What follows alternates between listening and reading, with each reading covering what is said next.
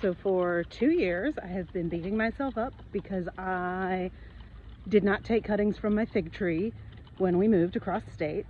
But today's the day. I'm getting some new fig cuttings.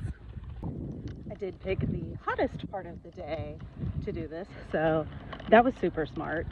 I was not going to film at my neighbor's house without permission, but here's what I got. Strollers are amazing for all kinds of things, so here's a full produce bucket of figs and then 3 branches that were basically growing right out of the ground. As you can see, these are some really nice sized figs. This neighbor had posted on Facebook that she had some figs that we could go pick, so I took her up on it. And then I saw these big beautiful figs on this huge healthy tree, so I just sent her a message and asked if I could take some cuttings. She said absolutely. You can see that right now the plants are like, what did you do to me and why? I'll leave them in this water for several days. I may change containers since the metal can get pretty hot.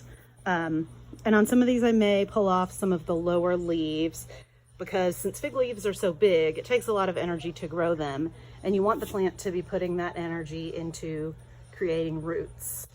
I will put them in soil over the winter, and in just 2 to 3 short years, I'll have figs from my own tree. Like I said, I'm salty about not doing it with the tree that I grew from a cutting at my former home. Like I said, I picked the hottest part of the day to do this. 3 o'clock in the afternoon in July, when North Carolina has been under an extreme heat warning. But as I was telling the lady that I wanted some cuttings, she said, of course, absolutely. This actually came from a cutting that was grown from a tree that my husband's friend had worked on in the botany department of the University of Georgia, which is in Athens, Georgia, where I lived until I was 12 or 13. So these figs and I both trace our lineage through Athens, Georgia and Durham, North Carolina.